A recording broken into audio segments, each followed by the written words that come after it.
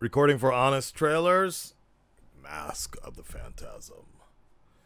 I am vengeance. I am the night. I am Batman!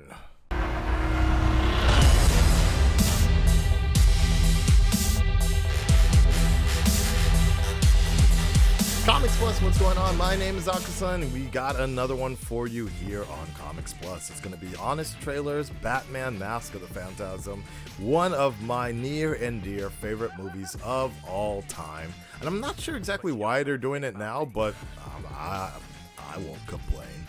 I'm over it. Are you over it? I love it. Let's go ahead and get into it. That's really much all I can say. One of the best Batman movies ever. Let's go.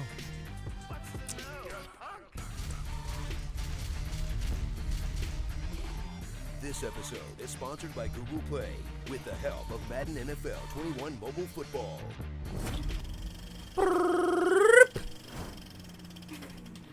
From the character who will be rebooted every few years until all movies are Batman, comes the feature-length version of the cartoon that babysat an entire generation of latchkey nerds. Yes. Thank you, Bad Daddy. Batman, Mask of the Phantasm. You've seen the story of how Batman began. A lot. Okay, once more for good measure. There you go. Okay, that's enough. Nope. Yep. Said enough. Yep. Now, strap in to learn the cost that Breaking Bad took on Bruce's soul. Because this cartoon is less about gadgets and beat-em-ups, and more about the scars of a man who took on an impossible burden. I didn't count on being Happy. How much of this movie takes place in a graveyard? Yep. Most of it. Yep. Fun. It's great. Enter the seedy underbelly of Gotham, where the skyscrapers are tall and the world's fairs go ham. To suit up with the Batman, a collection of rectangles and feelings, as he takes on a new baddie, the Phantasm. Yes. I think. They never actually say it out loud. Right. They're a grim reaper with the power of atmospheric farts. Don't ruin this for me. Screen junkies. Uses their martial arts and crab claw to take out some of the oldest, fattest mobsters in Gotham.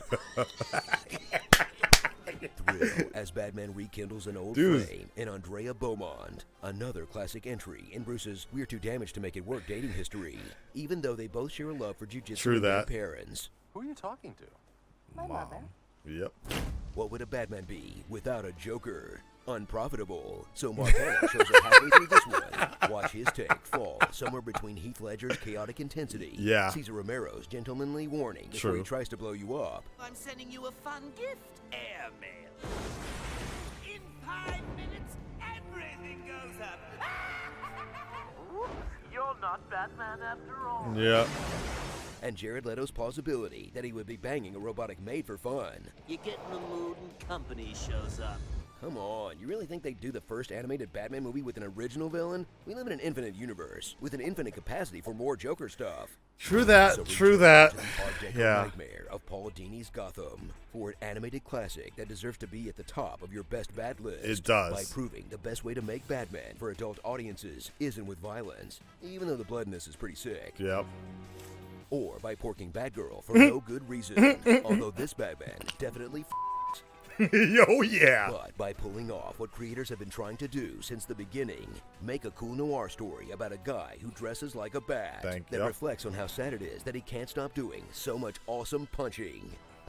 It's just so very sad.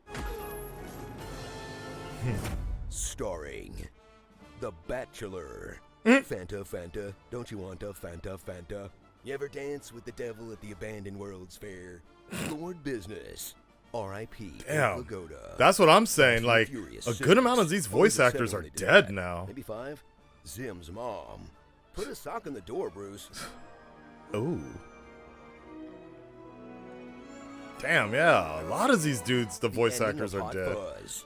And Bat Squins. Okay. Okay. Batman Forever Alone.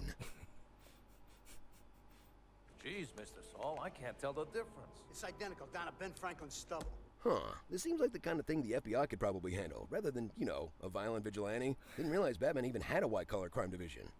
This episode is sponsored by Google Play. Get Madden NFL 21 All right. mobile football and discover more on Google Play now. I found their weakness. Without their heads, they're powerless. You are depriving some village of their idiot. Shout outs to the normies for reacting to Bataz right now. Oh, I'm doing the same thing. How interesting. Wonder where they got that from. Okay. I'm actually introducing Marta into the Batman series because we since are most of them really dead? Yeah, like a good amount of those voice actors are legendary. You got to remember this Batman movie came out like 2 years ago or something like that. I'm sorry, 20 years ago, and like it's one of my greatest memories of all time was this movie came out Christmas Day on a limited release.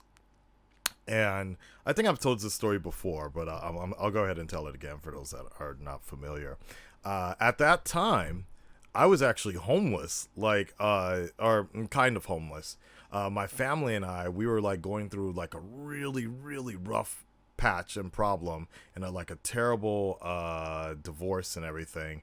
And so my mom and my brother and we had no home. And I think we were in the transition of moving to a shelter, a homeless shelter. And in the meantime, this was around 1994, I remember, because it was the earthquake that was going on. In the meantime, my mom was able to, we were staying at a friend's place. So we were like sleeping on the couches and things like that, right? But it was a really sad time because it was Christmas. And I'll never forget that day. You know, obviously we didn't have much money or anything, and we couldn't really keep anything. But my mom gave us, because we couldn't really have a really nice Christmas day. So my mom gave us a little bit of money to go see this Batman movie.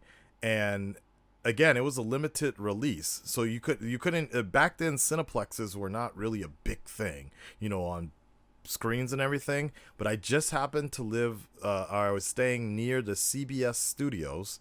And there were, back then, they still had these theaters that were just one screen theaters, right? And lucky enough, they were showing Batman Mask of the Phantasm.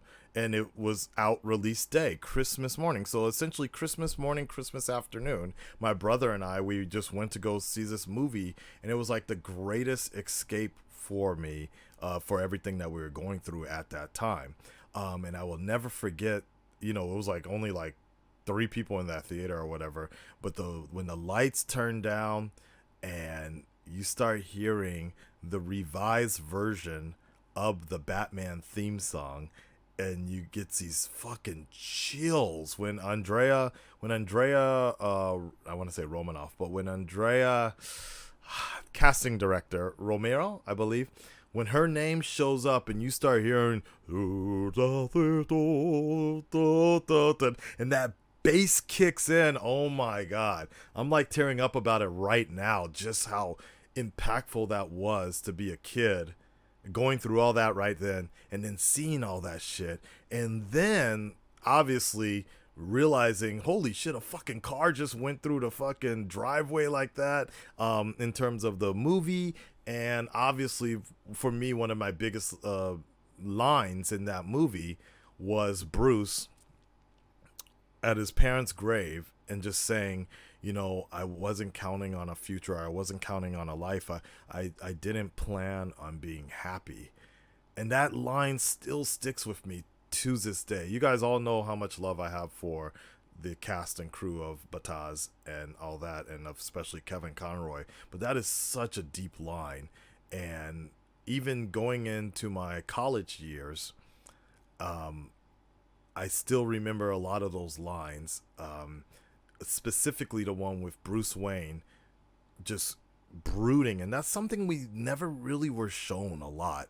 A little bit in Batman Returns, but Bruce Wayne brooding in the Batman costume with his head down, and he's just like, I couldn't save her, Alfred.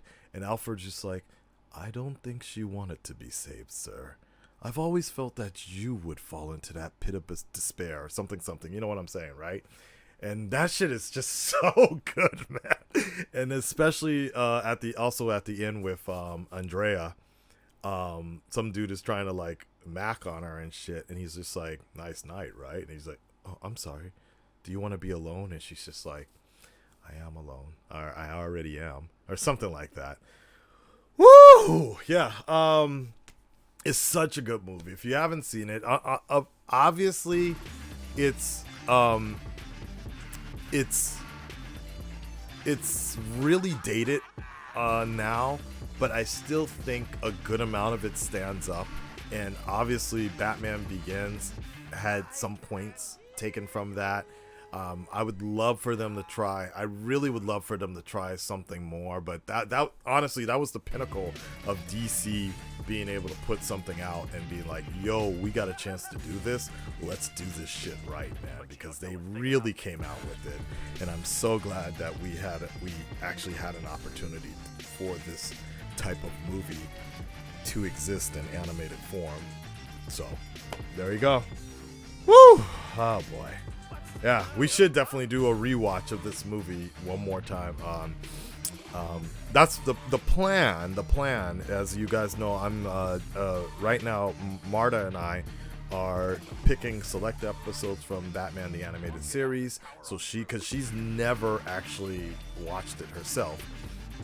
So I'm trying to get her up to that point where it'll be cool to actually watch the honest trailer. I'm sorry, Mask of the Phantasm. So, all right, guys, that is it. As always, Twitch, YouTube, and all that good stuff. And yeah, we're out.